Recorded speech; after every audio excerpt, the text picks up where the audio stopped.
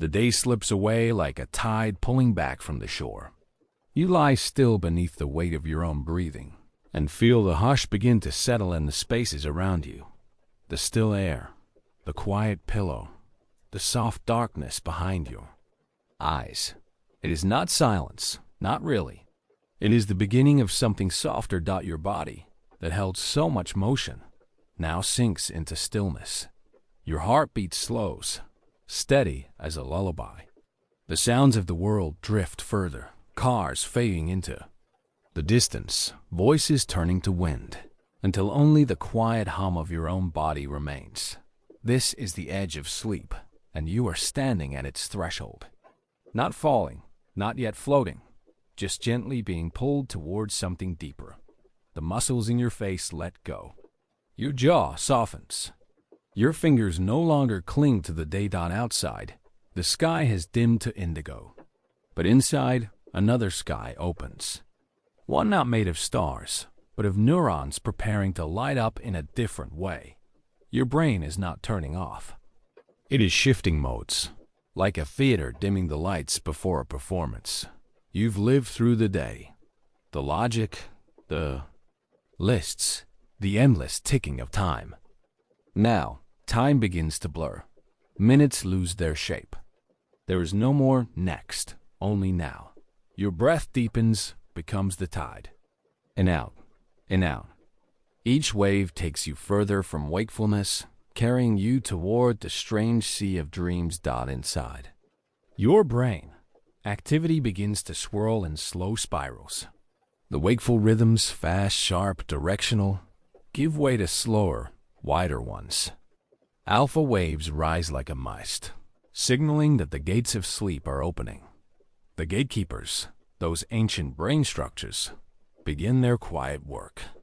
The thalamus dims the lights of the external world, closing the curtains on sight and sound. The hypothalamus releases its nighttime chemicals, softening alertness, drawing you inward.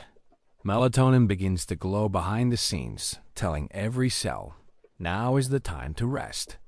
You do not have to command any of this. It happens for you, through you. Like a lullaby your body already knows by heart. In this slowing, in this deepening, you find a kind of still awareness. Thoughts no longer march in lines. They drift like clouds, half-formed, half-forgotten, half-you. It may feel like you are slipping away, but in truth, you are arriving at a place where the waking world can't follow. Your attention turns inward toward a quieter kind of knowing. And beneath this hush, a strange paradox begins. The more you let go, the more your brain begins its quiet work. It doesn't rest like the body does. It reorganizes, replays, rehearses beneath the surface of your awareness. Dreams are not noise. They are design. They are experiments run in silence. They are questions asked without words. And each night, as your lens goes slack, your mind turns gently toward them. Sleep is not absence. It is transformation. You are not disappearing. You are becoming something new. You are stepping out of the sunlight of consciousness into a subtler glow, a twilight space where memory, feeling, and thought drift free. The bed beneath you becomes less distinct. Your limbs are no longer anchored. You begin to lose track of the room, of the hour, of your name. Not in fear, but in freedom. This is not forgetting. It is unburdening. You no longer need to hold everything. Let the day go. Let its weight melt from your shoulders. The mind remembers what it needs.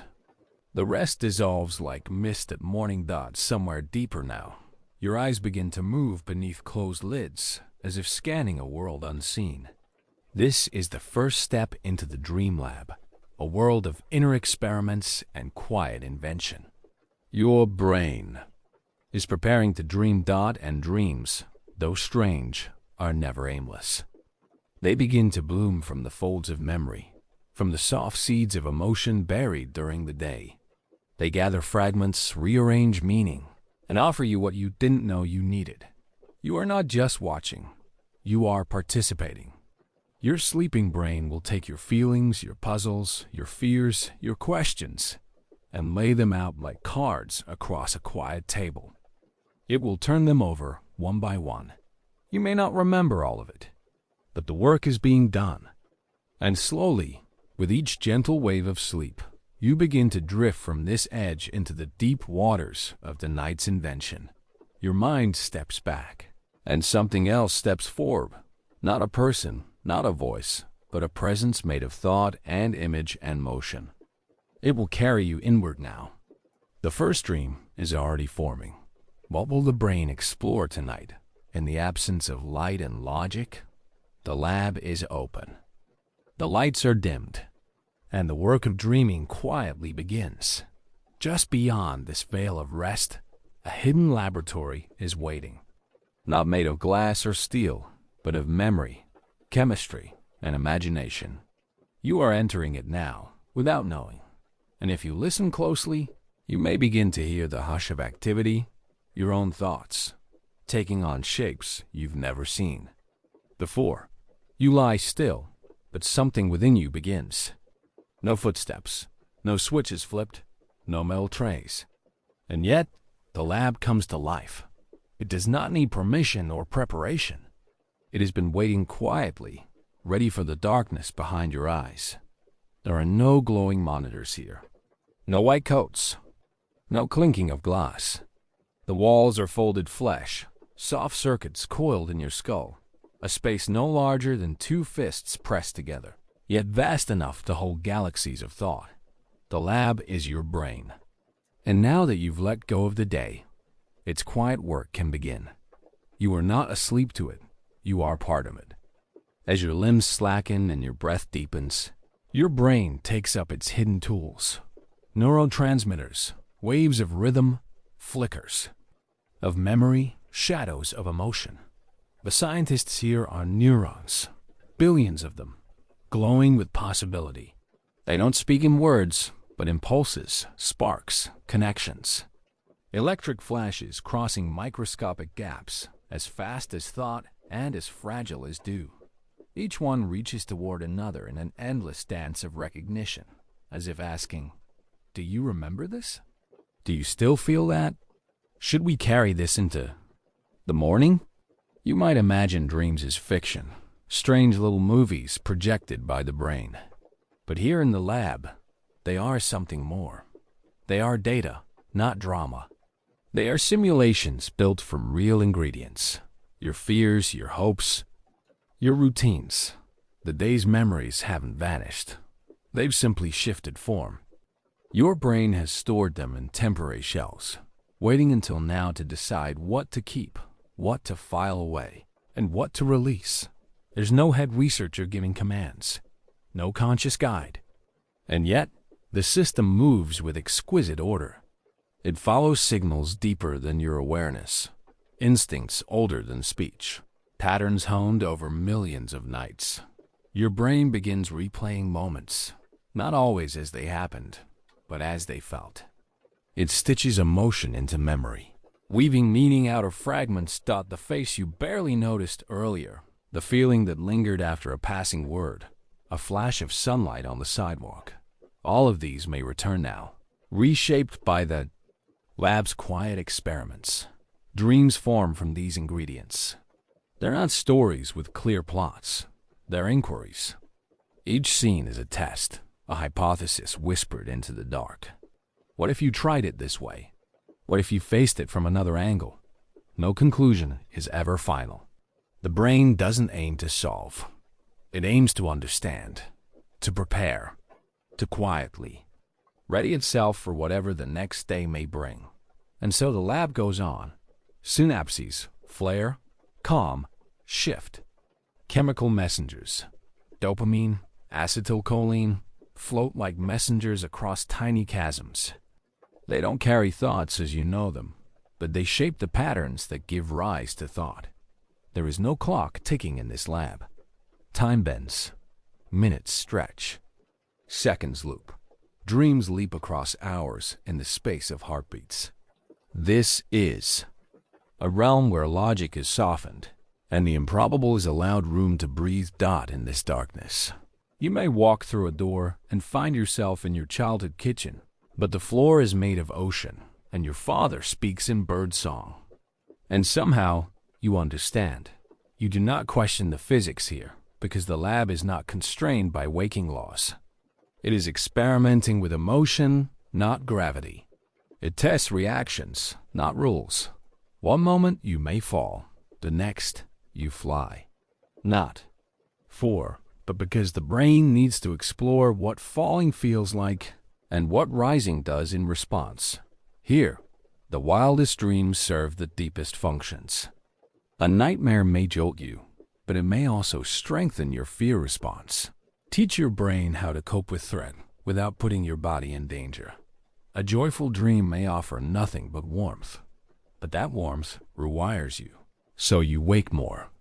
Open to connection, less burdened by isolation. Even nonsense has purpose in this lab. Random images, absurd scenes, they shake your usual patterns loose. They encourage mental flexibility, creativity, new paths through the forest of your mind. You are not watching this like a film. You are in it. Your brain is using you as both subject and scientist. You provide the material, and the lab runs the simulation. It watches how you move through it, how you react. Though this you may be younger, older, or something else entirely. And while all this happens, your body stays quiet, held safely in place by mechanisms designed to keep dream from becoming action. Your muscles do not move. Your eyes flutter, and beneath your skull, billions of sparks fly in darkness. This laboratory doesn't close. It cycles through stages: light sleep, deep sleep, REM. Each one offering a new method of experimentation, a new kind of test. During deep sleep, your brain consolidates facts. It strengthens memory. During REM, it plays. It imagines, emotes, simulates. Both are essential. Both are ongoing. You might never remember this night's work. That's not failure. It's efficiency. What matters is not the dream you remember, but the transformation it leaves behind. You may wake with a sense of clarity, or comfort, or insight, and not know why. But the lab will know. Its work is invisible, but not forgotten. It's carried forward in how you speak, how you feel, how you choose. This laboratory has no walls, no lights, no audience. Only the vast dark of your sleeping mind, alive with quiet. Discovery. And still it works.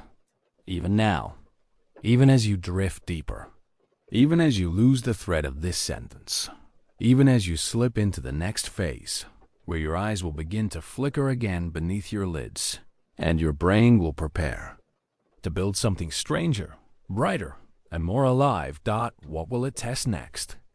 What dream experiment is waiting just beyond this breath? As the light fades from the outside world, another kind of light begins to bloom inside you. Not one you can see, the one you can feel in the quieting of your thoughts, the soft tug of gravity behind your eyes. The shift towards sleep is not sudden. It is gradual, chemical, and deeply kind. It begins with darkness, not just in the room, but in the pineal gland, a small, pentagon-shaped part of your brain nestled deep between the hemispheres. This is the keeper of your circadian rhythm, your inner clock set by light and shadow. As BAs. Night approaches. The pineal gland releases melatonin, the molecule that whispers to your body, it's time to let go now.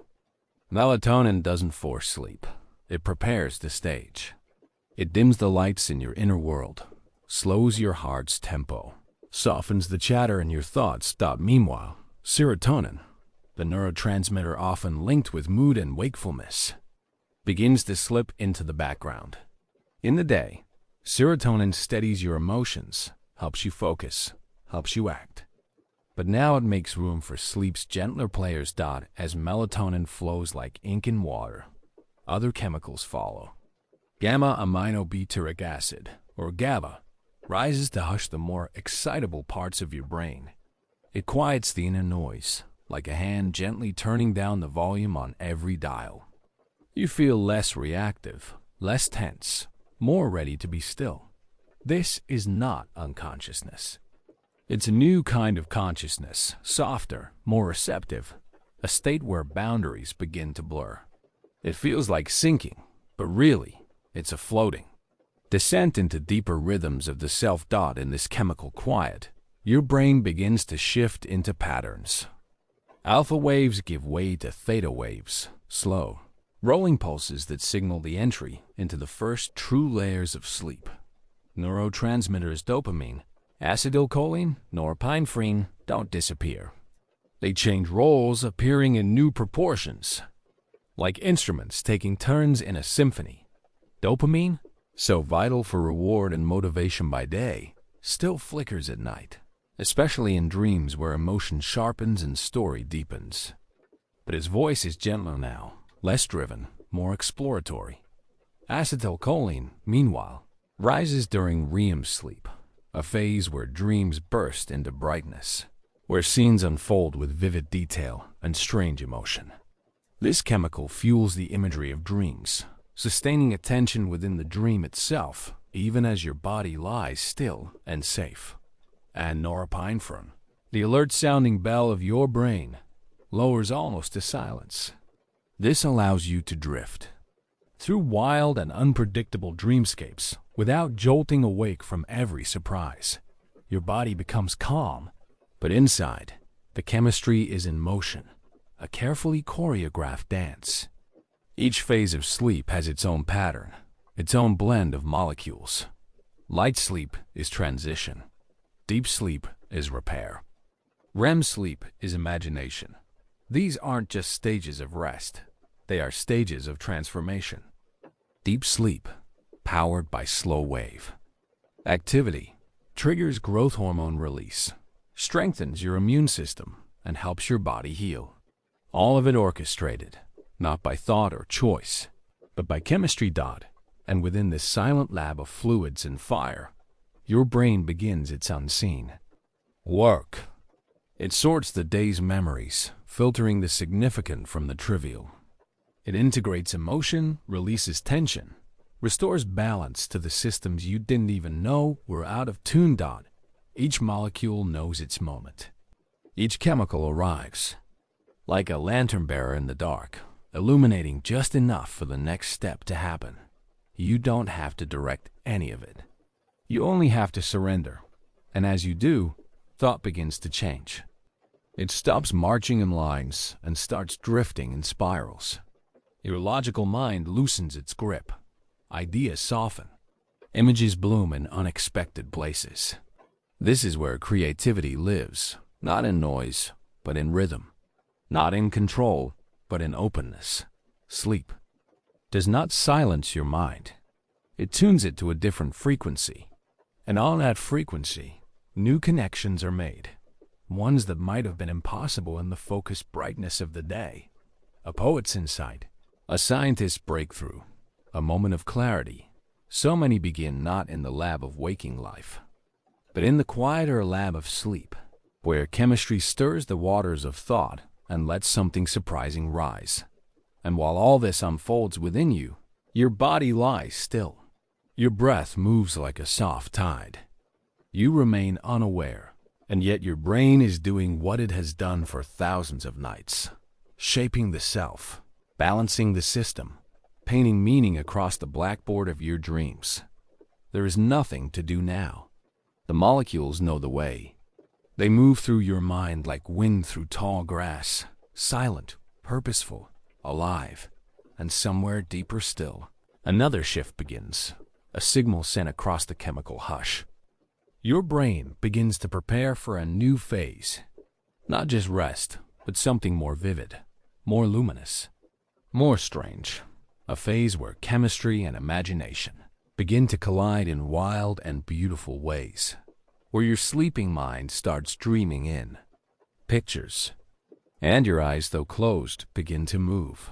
Your body rests beneath the covers, quiet as stone, still as a shell on the ocean floor. But inside, your brain begins to travel. No footsteps, no compass, only sparks and patterns. Only the quiet current of thought unchained. This is not movement you feel. It is movement you are. Your brain, untethered from the waking world, slips its loops of logic and starts to roam. Not through places, but through possibility. Each night, when sleep deepens and your senses loosen their grip on the world, your brain becomes a traveler, wandering through memories, dreaming up places that never were, testing reactions, shifting perspectives, trying on versions of you that you never imagined. It is a silent exploration, without maps, without roads, without the boundaries of gravity or rules. Your dreaming brain is not just passive. It's active in the softest, strangest ways. It asks, what if? And then it shows you. One moment you're in a hallway that feels familiar, but leads nowhere you've been. The next, you're floating, high above a city, its streets shaped like thoughts. You're not choosing this path. It's unfolding around you. Your brain becomes cartographer and wanderer, sketching neural trails as it travels. But it doesn't record what it finds like a tourist with a camera. Instead, it feels the terrain. Emotions become landmarks. Surprise, joy, fear. They shape the route. This is not random. It only feels that way because it doesn't follow waking logic. But beneath the surreal, there is purpose. Your brain is gathering information, rehearsing responses, rebalancing your inner world. It plays out scenarios without consequence. What would happen if you lost something? If you found something? If you said the thing you couldn't say aloud. In the freedom of dream, your brain can simulate without judgment, without danger, without needing to get it right. It explores not just what happened today, but what might have happened, what you feared would happen, or what you hoped never could. You are not watching from a distance. You are inside it. The scenes wrap around you like weather. You are not just the character. You are the space, the question, the unfolding itself. And all the while, your body lies perfectly still, muscles muted by sleep's quiet guardians. The brain knows you must be safe to roam, so it holds you in soft suspension while the inner journey unfolds. Some dreams echo memory, a real street, a real voice, something said long ago, but altered, slightly, as though time itself is melting at the edges. A familiar friend in an unfamiliar place, or a childhood home with the sky painted green.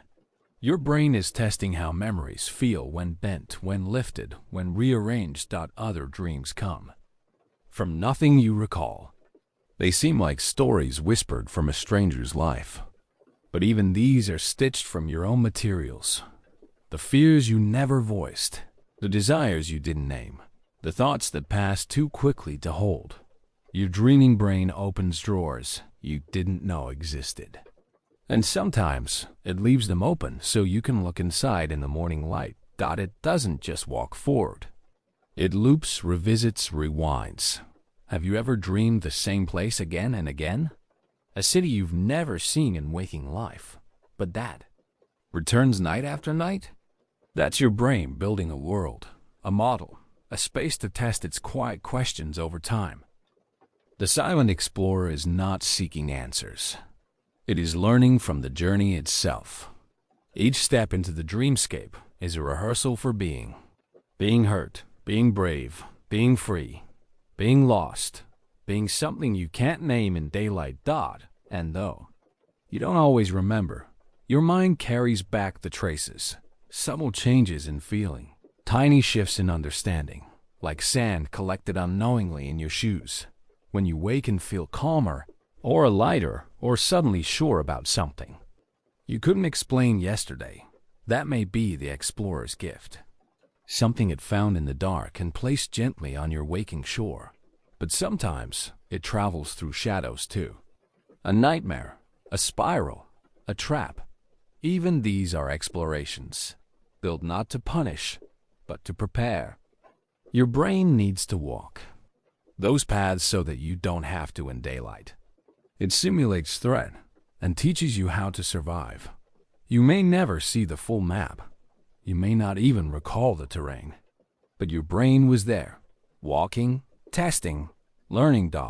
It's not just memory it works with. It's identity. It's possibility. It's the deep, curious work of reshaping who you might become. Each dream, each journey through the Maples' world is like brushing up against the edge of understanding, not grabbing it, but grazing it, just enough to shift something within. And the more your brain explores, the more it can imagine. The more it imagines, the more flexible you become, more resilient, more able to move through the waking world with a mind that is practiced in every direction. Still, the explorer never needs applause. It asks for no recognition. It simply does its work in the dark, night after night in silence. And even now, it is moving. Even now, as you drift deeper. Even now, as your thoughts grow soft and wide. And in the distance, within that strange and glowing landscape, another layer is preparing to unfold. One where memory plays its part more deliberately. Where the rehearsal of your past becomes its own kind of dream. Even as your eyes close and the world around you dissolves, your brain remains quietly lit. It does not sleep when you do. It goes to work, not on new tasks, but on the ones you've already lived, the ones you barely noticed, the ones you forgot before they ever felt important. In the dark, your mind becomes a quiet theater. No curtains rise, no audience claps. But within this hushed, invisible space, a rehearsal begins. Your memories walk back onto the stage, one by one. Some come in costume. Others stammer through half-formed lines. They are not here to perform. They are here to be shaped. You might think memory is a recording, sharp, solid, and faithful. But it is not a mirror. It is a story. And stories change when they are told again. Your brain does this without your permission. It replays a conversation. From this morning, a feeling from last week, a face you glanced at on a street you can't name. These are fragments. Raw footage. And now, in sleep, the editing begins. Neuroscientists call this process memory consolidation. It happens mostly during sleep, especially deep sleep. Your hippocampus, a curved structure nestled deep in the brain, starts to whisper to the cortex. Bits of memory, like scattered papers, are passed along. The cortex, slower but wiser, sorts them. Some are kept, filed away into long-term storage. Others are discarded, lost to the wind of dreams. You do not remember this sorting. You only feel its effects, a name you suddenly recall, a skill that feels easier, a mistake you no longer dwell on. Every night, your brain chooses what to keep. But it doesn't always choose what's big. It might keep the sound of wind through the trees, or the way someone looked at you just before they spoke. It might hold on to an idea you didn't notice forming. Not the loud moments, but the resonant ones. The rehearsal isn't just repetition. It's transformation. Your brain adds music to memory. The rhythm of emotion, the melody of meaning. It turns data into narrative. A moment of stress becomes a cautionary tale. A shared laugh becomes a thread in the story of connection. This is how your memories become you. Not through perfect detail, but through emotional truth.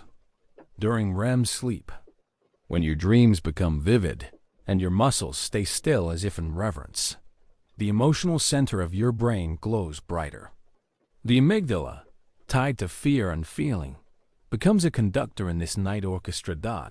It is here that memories are recolored. Not rewritten dishonestly, but reinterpreted. Your brain tries out different endings. What if you had said something else? What if that moment had gone a little differently? It's not regret. It's rehearsal. Dreams may appear strange, but they are not nonsense. They are woven rehearsals. Symbols replacing literal scenes. A crowded room standing in for pressure. A long road for longing. Falling for uncertainty. Flying for release. What happens in your dreams doesn't always match your day. But the emotions, the questions, the conflicts, they echo with uncanny familiarity. Your mind is stitching meaning in a language only you can fully feel. This is how learning deepens. In sleep, your brain replays patterns. Musicians show improved skill after a night's rest. So do athletes. So do children learning new words. The mind continues practicing when the body no longer can. Even emotional learning is rehearsed. A difficult interaction, a loss, a surprise. These are not forgotten overnight. They are softened, reframed, and folded into the larger quilt of who you are becoming. Sometimes, you wake feeling like something has changed. Like a piece of confusion has untangled, though you can't quite say how. This is memory rehearsal. At work, not just preserving, but pruning. Not just remembering, but redefining. And still, not all memories are kind. Sometimes your brain brings back what you wish it wouldn't. Not to punish you, but perhaps because it hasn't found a place for it yet. It returns to try again, to understand it. To file it somewhere safe. The brain is not a librarian, keeping perfect records. It is more like a storyteller at the fire, adding details, cutting away noise, keeping what helps you survive, and sometimes, what helps you dream. Even forgotten memories can return. A scent, a sound, a shape in a dream. Your brain stores more than you know. And some nights, it opens boxes you haven't seen in years. You don't choose the script, but you participate in its evolution. Your day provides the material. Your night reshapes the meaning. And so the rehearsal continues, quietly, tirelessly. While your body rests, your mind walks the edges of your life, touching each moment gently, asking it softly, "What are you trying to teach me?" You may never know which memories tonight's rehearsal will choose, but in the morning, you may feel the shift, a subtle realignment, a thought easier to hold, a feeling easier to bear. You sleep, and your brain edits. You dream, and your self rewrites. And somewhere in that gentle reworking, you're prepared, not just to remember, but to become. And as the curtain lowers on this night's rehearsal, something quieter begins to stir. A landscape not built from memory, but from invention. A realm where the brain no longer edits, but imagines. When you close your eyes, the world dims, but inside you, another world opens. You drift into sleep thinking the day has ended. Yet something deep within continues its work. Not just your heart, or your lungs, or the quiet rhythm of breath. Something subtler, quieter. A system not of bones and muscles, but a feeling. You don't notice it, but each night your brain takes emotional inventory.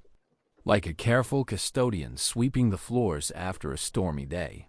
It gathers the scattered dust of your feelings, the half-processed emotions, the words you didn't say, and the ones you did but wish you hadn't. It doesn't rush. It doesn't judge. It simply balances. Emotions don't vanish when you sleep. They soften. Science has long tried to chart the dream world. While much remains elusive, one truth emerges again and again. Dreams help regulate your emotional weather. You may fall asleep with worry tight in your chest, but wake with the sky a little clearer. Not because the problem vanished, but because the storm inside you settled. This emotional smoothing is no accident. Your sleeping brain activates circuits tied to memory, fear, reward, and empathy. These systems don't turn off at night. They simply shift their roles. Like actors changing costumes backstage, your neural pathways replay the day's events, but now colored in strange hues, symbols, metaphors, fragments of reality stitched into dream-fabric. In REM sleep, that rich and vivid phase where eyes flicker behind closed lids, your brain behaves almost as if it's awake. The emotional centers, like the amygdala and the anterior cingulate cortex, glow with activity. And yet, the logical reins of the prefrontal cortex quiet down, loosening the grip of reason. What's left is a theater where emotion takes the lead. Here, your brain experiments without consequence. You might dream of a conversation that never happened, but the feelings are real. You might relive a fear, only now safe inside the bounds of imagination. In this simulated night world, your mind can feel sorrow without breaking, joy without losing, rage without acting. It tries things out. It releases the pressure.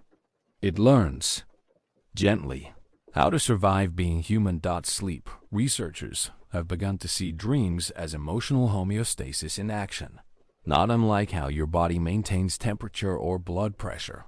Only now, the balance is psychological.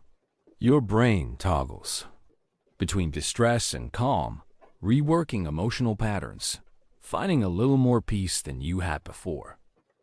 The mechanism is delicate, almost musical. One study found that people deprived of REM sleep grew more emotionally volatile, quicker to anger, slower to forgive, more anxious under pressure. Another showed that those who processed emotional memories during dreams experienced them with less pain upon waking. The emotion wasn't erased. It was metabolized, like a fire burning low until it no longer threatened. And while the science continues to unfold, you know this instinctively. You felt it. A night after heartbreak, you wake with some part of yourself gently rewired. A night after fear, you rise a little braver, even if you can't explain why. There is something ancient and wise about your dreaming mind. It doesn't speak in words. It speaks in weather, in symbols, in emotional tides. Dreams are not just flickering stories. They are silent conversations between who you are and who you are trying to become. Sometimes, in sleep, you revisit childhood places or speak with those who are gone. Why? Because emotion, not logic, builds the scaffolding of dreams. Memory and feeling collaborate, not to give you a message, but to give you motion. Through this gentle processing, your emotions are not forced out. They are softened, reshaped, integrated. The sleeping brain does not resolve all pain, but it can loosen. The knot's just enough. This is why nightmares often follow stress, not to frighten you, but to rehearse safety. A threat in a dream, once faced and survived, gives your brain practice for the waking world. It's a kind of training, a simulation, and when you wake, the edge has worn off. Your body no longer tenses quite the same. A little more space appears between reaction and response. Even dreams that seem nonsensical may hold emotional weight. A flying dream may mirror a sense of freedom you're rediscovering. A dream of losing something may mirror your desire to hold on. You don't need to interpret them like riddles. Just feel them like weather. Let them pass through you. Let them do their quiet work. And when the dream is done, you awaken. Not with answers, but with equilibrium. It's the reason why some mornings feel like a reset, even when the world hasn't changed. Your emotional thermostat has recalibrated. You don't remember the process. You don't need to. Your brain, like a tide smoothing footprints from the sand, has gently done its work. While you slept, sleep is your internal peacekeeper. It listens to the echoes of the day and decides what to amplify, what to dim. It doesn't delete emotions. It balances them. Like a conductor shaping the mood of a song, your brain modulates the emotional notes until they no longer clash. So when you rise, you're not just rested, you're restored. And still, you carry the mystery of it. A sense that something inside you moved quietly through the night, adjusting the volume of your grief, fine-tuning your joy, making you more ready, not for perfection, but for presence. You won't remember all your dreams. That's not the point.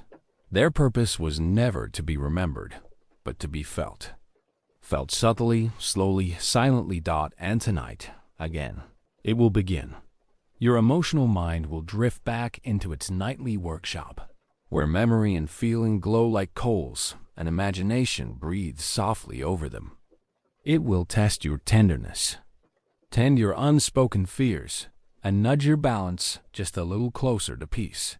And while it does, you rest, unaware, but becoming whole, because underneath the dreams, something even quieter continues. Something that remembers how to heal you without words. Something that's already preparing to travel further into the deeper architecture of memory, where emotions become stories and stories become the brain's map of meaning. You lie still, but inside, something stirs. Your body, heavy and slack with sleep, betrays nothing. But behind your closed eyelids, tiny twitches begin, rapid, delicate movements, as if your eyes are following invisible actors across a shadowed stage. You have entered REM sleep, the stage where the mind steps out of the quiet dark and into something stranger, brighter, more alive. In this moment, your brain lights up like a theater. Not one filled with rows of red seats or velvet curtains, but a deeper kind of stage, one built of memory, emotion, and dream logic. The walls are invisible. Although time is no longer a line. Here, the rules bend and stretch, and you, though still, lying in bed, are both the dreamer and the one being dreamed. Your brain becomes a storyteller. It pulls from dusty shelves of past experiences, half-formed feelings, passing thoughts you didn't linger on. It plucks them like props. A street you once walked, a face you barely recall, a song that never existed, a version of yourself slightly altered. In REM, these fragments are stitched together into vivid narratives, strange, elastic worlds where doors lead to oceans, elevators open into childhood homes, and gravity forgets what it's supposed to do. You don't direct this play. You drift through it, guest and ghost. A participant inside a dream that seems to know more about you than you do. It presses emotional buttons you didn't realize were stuck. It replays pain from the corners you've swept clean. But it also offers wonder, joy, and discovery. Sometimes all at once. Why does your mind do this? Because dreaming is not escape. It is rehearsal. During REM, your brain simulates life not to amuse you, but to help you cope with it. The dreams it generates are often saturated with emotion, especially fear, desire, confusion, relief. In this theater of the mind, these emotions are not watched from a distance. They are worn like clothes. You feel them, move through them, survive them. Science finds something curious in this. REM sleep activates many of the same regions your brain uses when you're awake, areas responsible for vision, memory, movement, and emotion. But your frontal lobe, the part that handles logic and control, quiets down. That's why REM dreams feel wild, often nonlinear. They aren't being edited for consistency. They're being felt for meaning. In these hours, your brain becomes bold enough to combine things that would never meet in waking life. And that strange combination, a hallway that becomes a river, a stranger who speaks in your mother's voice, sometimes reveals deeper truths than logic alone can reach. Like metaphor, REM dreams carry truths not through accuracy, but through resonance. And there is something more. In REM, your brain may be practicing empathy. The social brain networks that allow you to imagine others' thoughts and feelings are especially active. It's as if, while you dream, you're rehearsing how to understand the world, how to be someone else, how to forgive, how to grieve, how to let go. This, too, is healing. REM sleep also plays a vital role in emotional regulation. Studies show that dreaming allows the emotional charge of memories to soften. You might still remember the breakup, the failure, the embarrassment, but the sting lessens. The pain becomes integrated, like a scar you no longer feel. You wake up lighter, though you don't remember why. That is REM's quiet genius. You rarely recall the full dream, but the work has been done. Emotions are processed. Lessons are whispered into the folds of memory. It's not about remembering the story. It's about waking up changed by it. Your body, meanwhile, stays paralyzed. A gentle, protective paralysis. The brain's way of making sure you don't physically act out your dream adventures. Your muscles rest. Your breath deepens. Only your eyes move, as if scanning the screen inside your skull. And what a screen it is, no cinema can match the raw creativity of the dreaming brain. Every night, it generates whole worlds, complete with settings, characters, narratives, emotions, and sound. Without effort, without script, without audience. Only the mind watching itself perform. You may think of dreams as chaotic, but the brain is never careless. It uses REM like a sculptor uses clay, shaping thought and emotion into forms you can feel. Strange forms, yes, but meaningful ones. Even nightmares, unpleasant as they are, may serve a purpose, helping you face danger in safety, resolve fear in rehearsal, prepare for things your conscious mind avoids. And there is mystery still. Some dreams feel like echoes from elsewhere.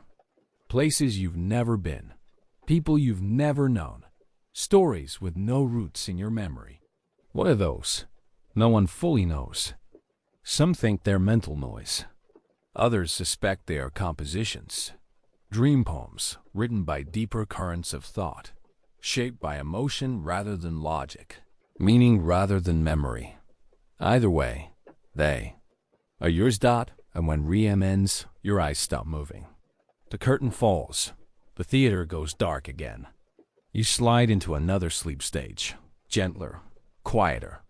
But something lingers, a feeling, a tone, a strange aftertaste of something important. Almost remembered. You roll slightly in bed. A sigh, unaware of what just unfolded in your inner world. But your brain knows. It files the final scenes away in its silent archive, tucks its tools back into the dark. You are ready for the next layer of sleep, where not stories, but memories themselves are lifted and reshaped. You sleep, but your mind is already reaching forward, not to predict what will happen, but to imagine what could. This, too, is dreaming. And in this chapter of the night, your brain becomes a quiet strategist. The stage is soft and dim, and your thoughts move like actors, trying out lines they haven't yet spoken in waking life. A conversation you haven't had yet plays in slow motion.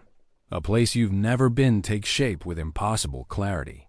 Faces blur into new combinations, part memory, part invention. You dream of the future not because you know it, but because your mind needs to prepare for possibility. It is rehearsal, not prophecy. Somewhere deep inside your prefrontal cortex, the same region that plans, analyzes, simulates, activity sparks during REM sleep. But unlike waking logic, these simulations are drenched in feeling, wrapped in emotion. What if they don't come? What if I fail? What if they do? And so your dreaming brain plays out 1,000 futures, some joyous, some fearful, some barely recognizable. You navigate crowds that don't exist. You practice escaping things that haven't yet chased you. You negotiate, adapt, survive. This is the mind's gentle form of armor. Scientists call this perspective dreaming, a kind of neural dress rehearsal for tomorrow's unknowns. It isn't exact. It doesn't tell you what's coming, but it arms you with flexibility, with neural readiness, with stories rehearsed, just enough to reduce the shock of the real. You may dream of losing your way in a strange building. The feeling lingers, confusion, hesitation, a tinge of fear. Later, in waking life, you'll enter an unfamiliar place. And though the dream didn't match reality, Your body will respond more calmly, as if some quiet part of you remembers what it was like to be lost and to find a way through. Even your nightmares, those stormy rehearsals in the dark, can serve this purpose. They simulate worst-case scenarios, not to torment you, but to strengthen you. They let you confront fear in a theater made of thought, so that when waking comes, the world feels slightly less threatening. It's as if your dreams carry emotional antibodies, testing out distress in small, symbolic doses to help your system build resilience. The hippocampus, your memory's anchor, communicates with the amygdala, that small sentinel that senses danger. Together, they sort through what matters most emotionally and send those memories into the dream stream. They mingle the past with imagined futures, creating scenes not for accuracy, but for preparation. And this might be why your dreams often feel so personal, so deeply tied to who you are becoming, not just who you have been. You are not simply watching dreams. You are growing through them. Think of the way a child rehearses adulthood in practice and play, taking on roles, imagining outcomes. Your dreaming brain does something similar, but behind the curtain of sleep. You imagine yourself being brave, even if the dream disguises that bravery as flying through the air or standing your ground before an ocean wave. This is not fortune-telling. This is adaptive rehearsal. Athletes, musicians, public speakers, they all use mental simulation in waking life. But the brain, in its quiet wisdom, has long been doing this for everyone in sleep, with no conscious permission.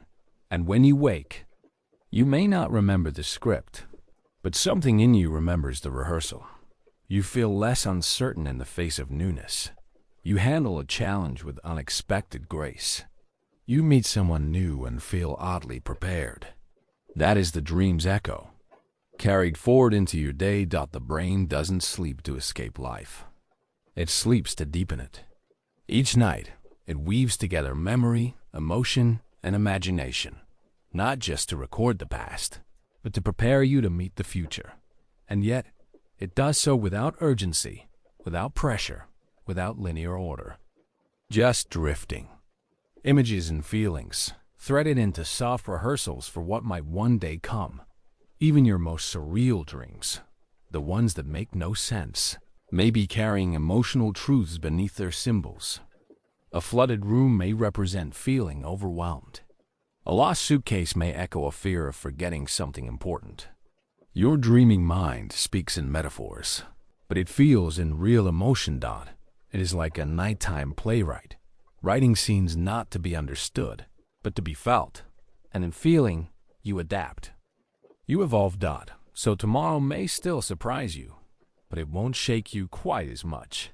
Because in the quiet dark, you've already visited its outline. You've tried on its shape. You've lived a version of its emotion.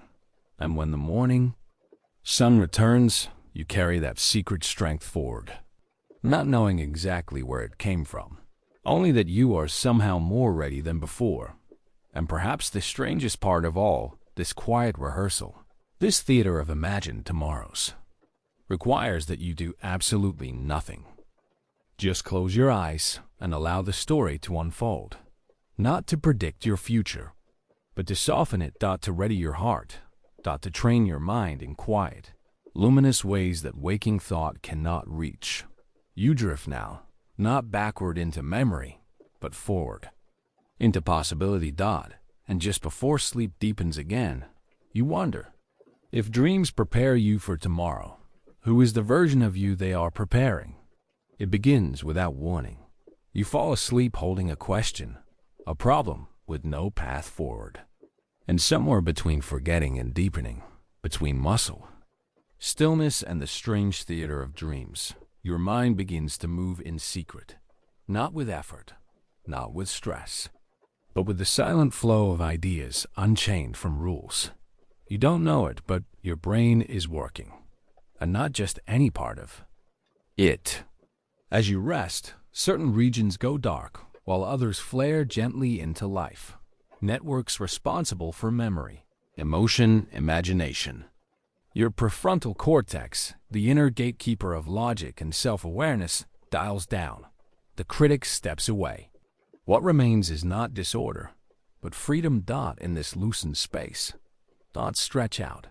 You remember old things, but not in the way they happened. A hallway from childhood is fused with your office. A face you haven't seen in years appears on a train that never existed. You speak a language you've never learned. These aren't mistakes. They are experiments. Your brain is recombining fragments of your life like pieces of colored glass, holding them to the light, turning them slowly. This is the dream laboratory. Problem solving during sleep is less like a math test and more like a poem being written by the subconscious. Instead of lining ideas up in order, your dreaming mind tosses them into the air, lets them swirl, then watches what lands. The boundaries are gone. One concept can transform into another. A question becomes a hallway. A deadline becomes a mountain. Fear becomes flight. Metaphor takes over where reason once ruled. And it's here, in this surreal shifting, that breakthroughs are born. Not from discipline, but from drift. Scientific studies have captured this. In REM sleep, when dreams are vivid and strange, your brain lights up with activity in the default mode network, a system associated with daydreaming, introspection, and creative connection making. This is your sandbox. This is where ideas, once distant, now lie side by side. And sometimes something clicks. You've likely heard the stories. Paul McCartney dreamed the melody for Yesterday. The structure of the benzene molecule came to chemist August Kikolo in a dream of a snake biting its tail. And mathematician Srinivasa Ramanujan claimed entire formulas were revealed to him in sleep. Gifts from the divine. These aren't legends of genius. They're glimpses of what the dreaming brain can do when it's left alone to wander. And you've done it too. Think of that time you wrestled with a choice, or circled a question all day with no solution. You went to bed frustrated, but you woke up calmer, clear. Sometimes the answer was waiting. Not fully formed, maybe, but something had softened. The edges of confusion had rounded. A direction had emerged. Your brain had kept the question simmering in the background, like tea steeping slowly, gaining strength without boiling. During non-REM sleep, especially the slow wave phases, your brain replays recent experiences. It compresses them, stores them, and cross-checks them against everything you've ever known. It's like a librarian working late, shelving books, finding connections, noticing the unexpected. During REM, the librarian becomes an artist. And what an artist it is. In REM, associative thinking explodes. Concepts connect through feeling, through rhythm, through color. It's why dream logic makes no sense by daylight, but within the dream, it feels absolutely right. You leap over rooftops. You speak with someone long gone. You find yourself in places built from memory and emotion and metaphor all at once.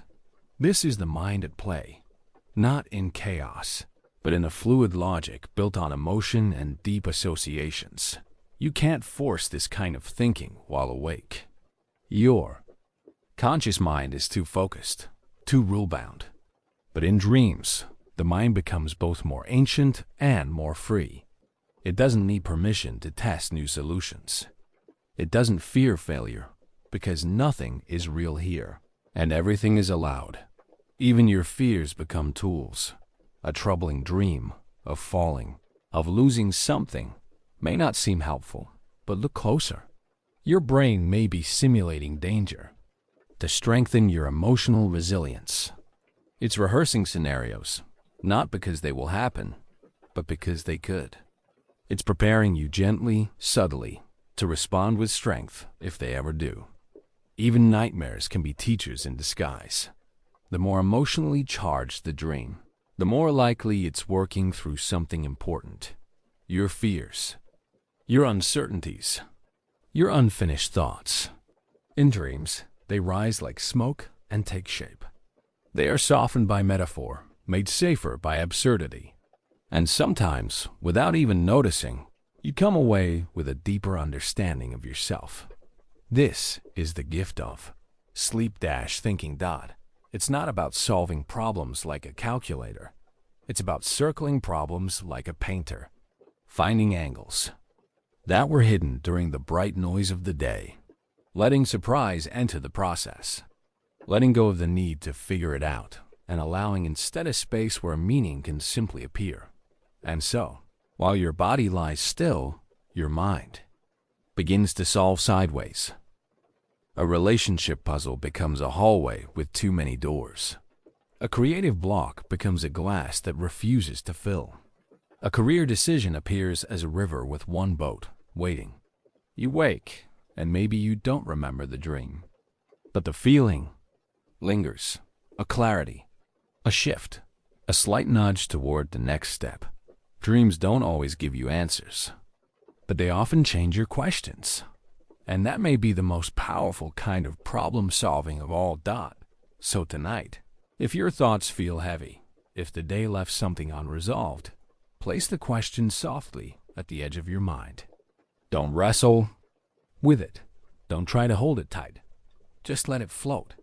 Let it drift down into the dark, like a seed into soil. And trust that something will grow there. Not all at once. Not always obviously, but quietly, gently, in the strange theater behind your closed eyes, where sleep becomes story, and thought becomes dream, and you, even in stillness, continue to think, to imagine, to become. You lie down and close your eyes, hoping for calm. But sometimes, sleep brings not peace, but storms, a chase you cannot outrun, a fall without end, a door that will not lock, a voice you cannot call out, and you, awake with your heart pounding like it remembers something ancient. Nightmares come uninvited. They do not knock. They slide into your dreaming world like dark ink into water, blooming, curling, obscuring. But what if they are not the enemy? What if fear, even in its most haunting forms, arrives not to break you, but to shape you? Your brain, even in dreams, is a simulator, not of fantasies alone, but of stress, threat, decision. It is building something beneath the terror. It is testing you in a safe space where failure has no real-world cost. A rehearsal, a fire drill of the mind. Inside your brain, the amygdala, your little almond of fear, is wide awake during REM sleep. It flickers like a signal flare in the fire in the night, lighting up danger signals even when there is no real danger. The prefrontal cortex, that rational gatekeeper, is mostly quiet during dreaming, so emotions run untamed. Stories spin sideways. Logic dissolves, and with it, all the filters that keep you composed. And so fear finds freedom, not to torment you, but to teach you. Imagine a child learning to swim. The pool is cold and the water deep, but someone is there, close by, a hand hovering, a whisper saying, "Try." Nightmares are like that. They take you into the deep. They strip you of your comforts. And then they leave you there, not to drown, but to teach you how to float. When the world goes silent, nightmares often involve threats. You are chased. You are trapped. You are helpless. But in these moments, your mind is simulating a future, not one that's destined, but one that might arise. It asks, what would you do? And in asking, it prepares. Some researchers believe nightmares help us process unresolved fear, that the body, through sleep, exposes wounds that still need tending. But it does this in symbols, not sentences. In feelings, not facts. So a burning building may not be about fire. It may be your fear of time, or failure, or change. A faceless figure may not be an enemy, but a question with no answer yet. In nightmares, your mind speaks in riddles, and somewhere in the unraveling is a map to yourself. Children dream more vividly and often more fearfully than adults, not because their world is darker, but because they are still learning the shape of threat. The nightmare becomes a classroom. What is safe? What is not? How do you wake and still feel brave? Even animals dream with fear. A dog's legs twitch as it growls in sleep. Birds flinch under their feathers. The rehearsal of fear is not uniquely human. Nature has embedded this simulation deep in the code. Because survival is not just about muscles or speed. It is also about memory, anticipation, practice. One theory, the threat simulation theory, suggests that nightmares exist to keep you sharp. That when you dream of falling, your body learns how to land. When you dream of being chased, your instincts practice escape. That fear in sleep helps you survive in waking. A strange kind of training ground where the worst things can happen, but nothing is lost except comfort. And yet, comfort is precious. So why must we be shaken from rest to become stronger? Because safety is not the absence of fear. It is the presence of skill. And sometimes, nightmares are how you acquire that skill. Through imagined adversity, you gather real courage. You've likely noticed, not all nightmares wake you up. Some you pass through. You fly despite the fall. You fight despite your fear. You change something small, a glance, a word, a door that opens, and the story turns. That is your brain learning flexibility. It is not bound by logic. It is bound by survival. And sometimes, to survive, you must imagine what it would take to not dot. In some studies, people who experience frequent nightmares show increased creativity. Perhaps because they are familiar with walking into chaos. They know how to find paths where none seem to exist. They have learned that even when the dream is dark, the dreamer still shapes the dream. Lucid dreamers, those who know they are dreaming, sometimes take control. They turn the monster into a guide. They walk toward the fire instead of away. They ask the nightmare what it wants. This is not easy, but it is a reminder. Fear is not fixed. It is fluid, and you can swim in it. You may wake from a nightmare unsettled, but pause. Listen to what remains. What is your body telling you? What images linger, and what emotions cling to them? Sometimes, in the ashes of fear, there is a signal, a place that still needs tending, a part of you still waiting for reassurance, and the reassurance may not be a word, but a gesture, a breath, a promise you make to yourself that even in your darkest dreams, you are not powerless. You are learning. You are building a library of responses. You are sculpting the self that will wake and endure. So when the nightmare comes, try not to flee from it. See it, if you can, as a messenger. Not one that demands belief, but one that asks for attention. Not one that predicts doom, but one that prepares you to face it. You are safer than your dreaming self believes. And you are braver than your waking self remembers. And perhaps, just perhaps, the storm you survived in your sleep makes the morning feel more calm. But then again, if fear can teach you, what else might your dreaming mind be trying to heal? You lie back in the soft hush of night, where the world falls away and something deeper begins. In waking life, you live by sentences. Words are your compass, logic your guide.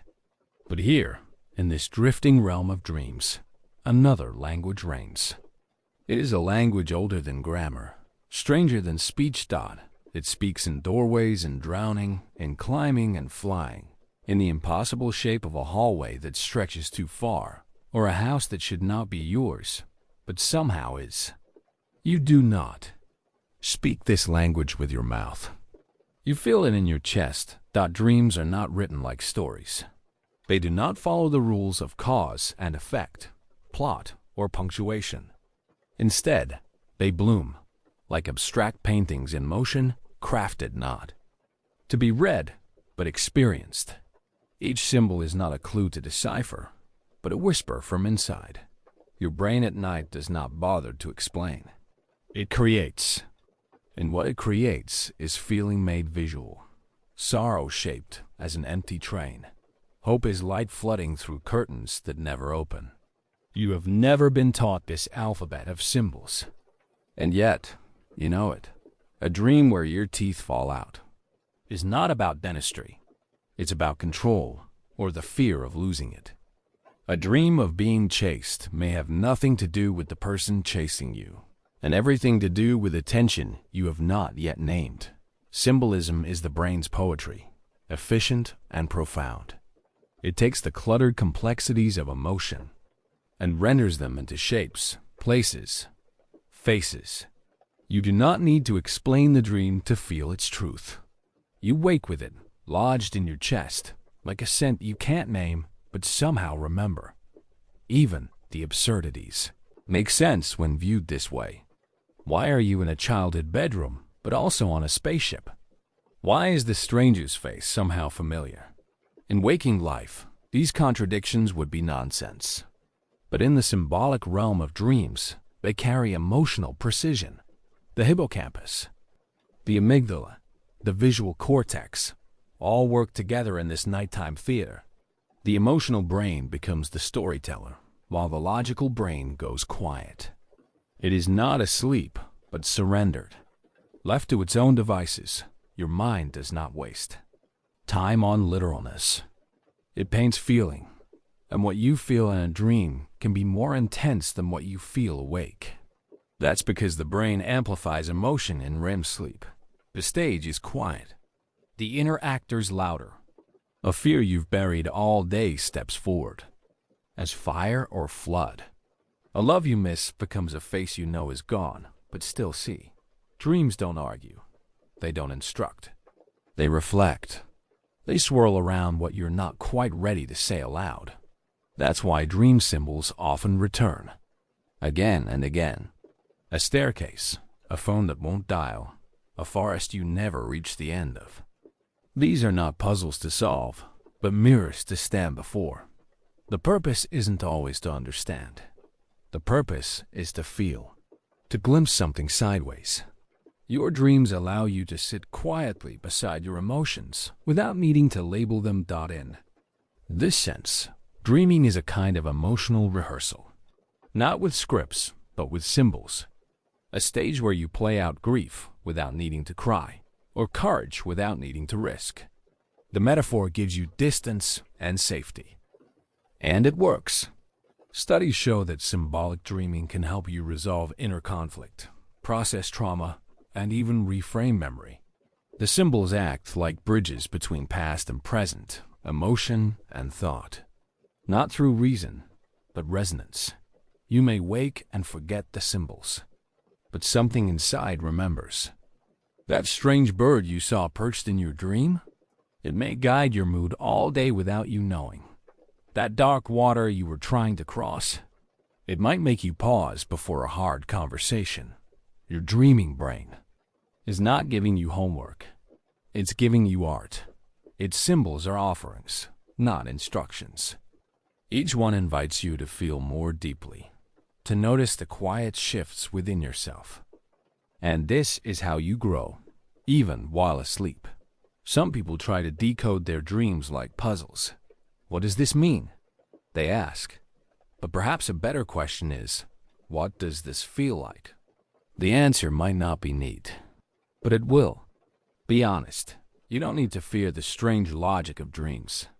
You were built to understand it, not through translation, but through resonance.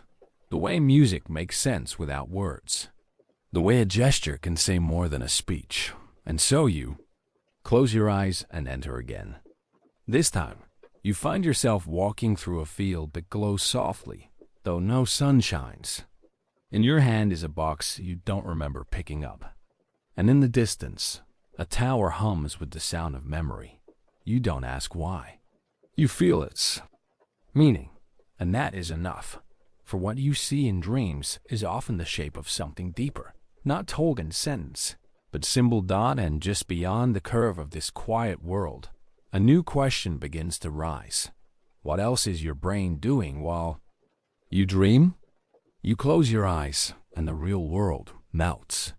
Gravity lets go, and the floor beneath you becomes a river of stars.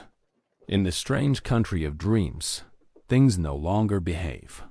You find yourself floating above a city with no sky, walking through walls, or hearing a color hum your name. This isn't chaos. This is imagination untethered by the strict laws of the waking world. You're not broken here. You're free. While you sleep, your brain begins to construct spaces out of feeling, not physics. Up and down, left and right, these directions blur. Time no longer ticks but pools, stretches, curls. Moments skip forward, loop backward, or blend into one another without explanation. A childhood kitchen becomes a moonlit cave, becomes a classroom in the clouds. And somehow, you follow. Your dreaming mind doesn't demand consistency. It wants meaning. Meaning doesn't always come from logic. It often comes from emotion, sensation, surprise. In dreams, the laws of physics are written in sand and reshaped with each tide of thought. But even this isn't random. Your brain bends rules with purpose. To understand this, you have to remember, your brain is a pattern finder. By day, it learns the laws of your world, how long it takes for a ball to fall, how far a voice travels in a tunnel, how light casts shadows. It records the physics of reality with exquisite care. But at night, in REM sleep, the brain releases those rules like a kite from its string, that it lets ideas drift, not to escape reality, but to explore it from new angles. A room that turns sideways, a clock with no numbers, a fall that never ends. These aren't nonsense. These are tests. Dream physics lets the brain simulate experiences that defy logic, so it can stretch its flexibility, so it can rehearse survival, so it can whisper, what if the rules were different? In waking life, you're held to the ground. In dreams, you fly, and not just because your feet leave the floor, but because the brain no longer requires gravity to feel real. It swaps the familiar for the poetic. You float because you feel light. You vanish through walls because you want escape. You swim in air because boundaries are ideas, not bricks. This is how dreams teach possibility. By suspending logic, they offer experiments in perception. Neuroscientists who study dreams see something remarkable. During REM sleep, the visual centers of the brain light up, but the prefrontal cortex, the part responsible for logic and rules, goes quiet. This is why you can walk through a mirror and not question it. Why you can talk to someone who's no longer alive and not feel surprise. The dreaming brain is vivid but uncritical. It allows worlds that stretch beyond the constraints of waking life. And yet, there's still structure. Dreams often carry their own kind of internal logic, a surreal logic, shaped by association, not by physics. A hallway leads to a memory. A door opens into an emotion. Your mind leaps between ideas the way starlings leap through sky fluid fast, patterned by instinct rather than plan. There's a strange consistency in this inconsistency. The dream isn't random. It's emotional geometry. It builds spaces not to obey gravity, but to express gravity of a different kind. The pull of memory, the weight of longing, the orbit of fear. The brain paints inner worlds in shifting. Rules because the inner world itself is fluid. You may wake and find yourself puzzled. Why did that cat have your sister's voice? Why was your old school on an island made of glass? But in the dream, it made perfect sense. Because you weren't reasoning, you were feeling. In fact, many scientists believe dreams simulate these warped environments to enhance problem solving. When the boundaries of space and time dissolve, new connections become possible. You solve puzzles you didn't know you had. You experiment with outcomes you didn't consider. You walk through symbolic landscapes that challenge your assumptions. Not with facts, but with sensations.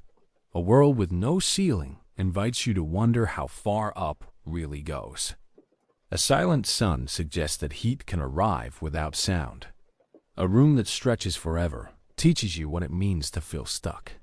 Every distortion carries something of you, your fears, your hopes, your memories, your questions. The strange physics of dreams is not a failure of logic, but a canvas of expression. Even the impossible has its lessons. Lucid dreamers, those who know they're dreaming while still inside. The dream report learning to manipulate these imagined laws. Some fly, some shape the landscape. Others experiment with bending time. The mind, given agency, builds a personal universe, not to escape this one, but to understand it through difference. It's in these shifts, when you rise instead of fall, when light comes from your hands instead of the sun, that your brain explores new patterns of being. The laws of physics are not thrown out. They are reimagined. Why does this matter? Because the world you wake into every day feels solid and certain. But in dreams, you learn that solidity is not the same as truth. You learn that reality, too, has its versions, quantum layers beneath the surface, where particles blur and probabilities dance. There, too, the rules stretch and shimmer. Maybe your dreaming brain isn't lying. Maybe it's echoing a deeper truth, that even in waking life, space is curved, time is elastic, and perception is a lens, not a mirror dot so you drift through a dream. You fly above a desert that turns to sea. You hear a color. You speak without sound. And though you'll forget much of it by morning, something in you remembers that there's more than one way for a world to feel real. And perhaps by slipping through the strange physics of the imaginary, your brain returns to waking life more prepared, more open to possibility. Because if gravity can be reversed in a dream, what else can be changed in the world you return to? When you fall asleep, you think you stay the same body resting, the same name curled and quiet. But something dissolves the moment your thoughts begin to drift. Your sense of you unhooks gently from its moorings. At first, the shift is subtle. You're still you, just underwater, perhaps. Or you're walking through a hallway that isn't real, but still makes perfect sense. The world bends, not with chaos, but with a quiet rearranging. You walk into a dream as if stepping onto a stage, but you don't know the lines, and you don't remember agreeing to the part. Strangely, you play along. You accept the role. You say, "Of course I'm here. Of course this is happening." But who decided what this you would be?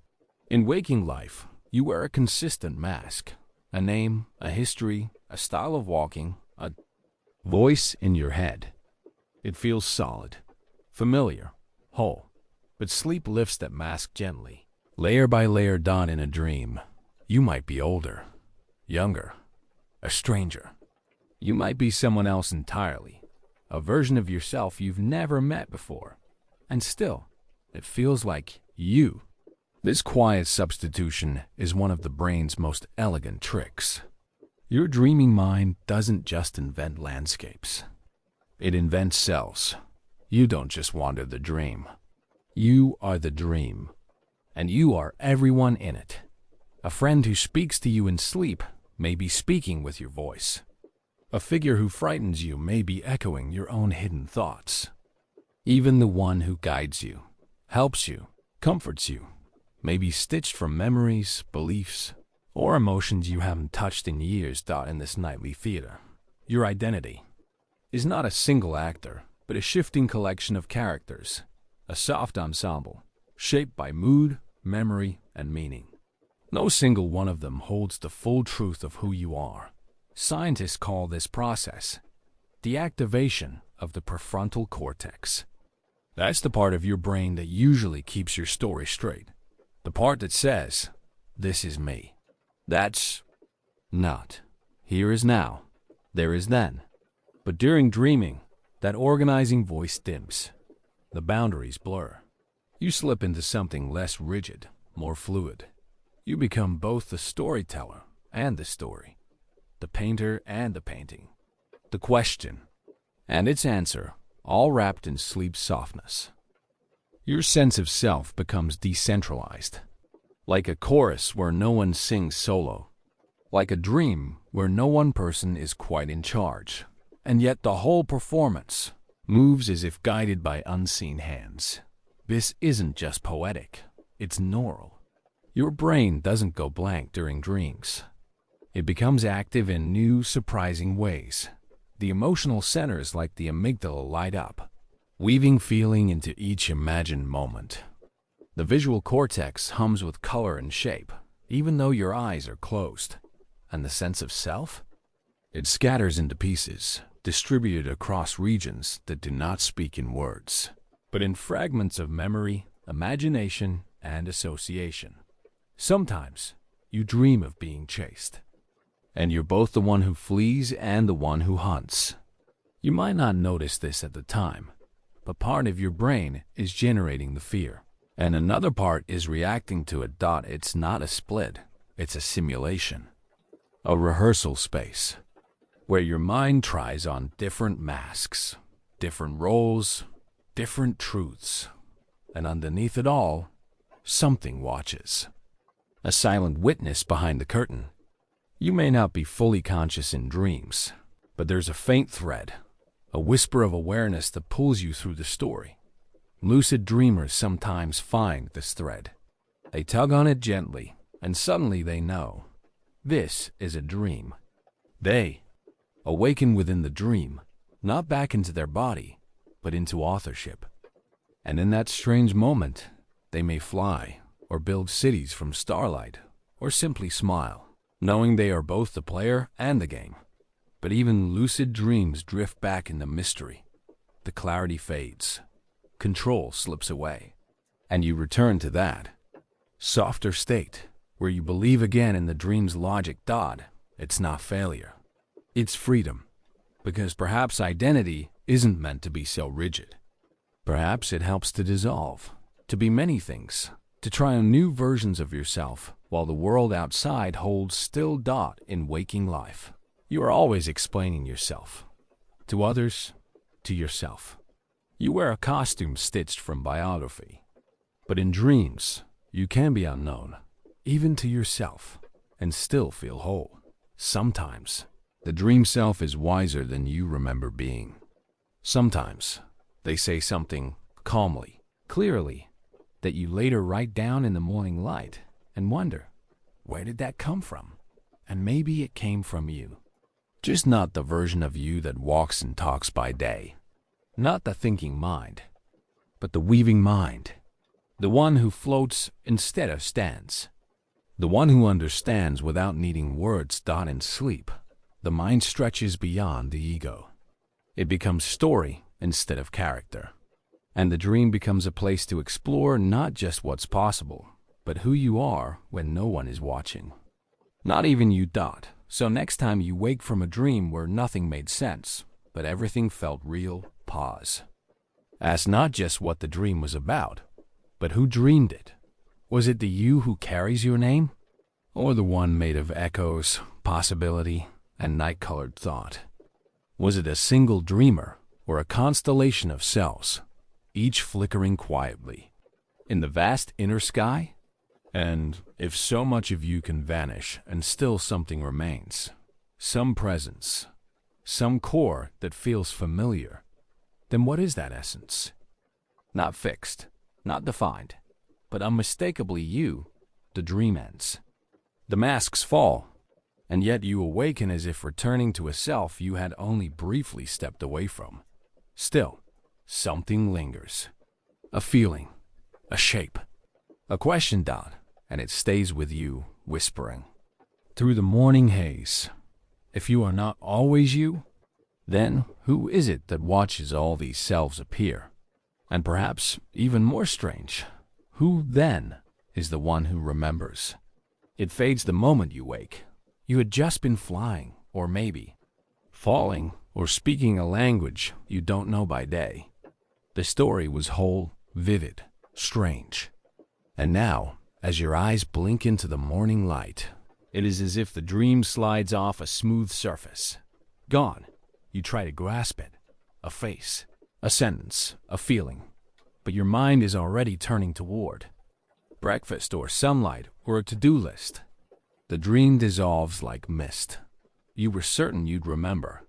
But within seconds, only a mood remains. A whisper in a language you once spoke in sleep. This forgetfulness feels like a flaw. But it is not. It is a feature, part of the quiet architecture of the mind. You are built not to remember every dream, just as you are not built to remember every breath or blink. Sleep has its own priorities, and memory is not always one of them. To forget. A dream is not to waste it. In fact, forgetting may be part of the reason you dream at all.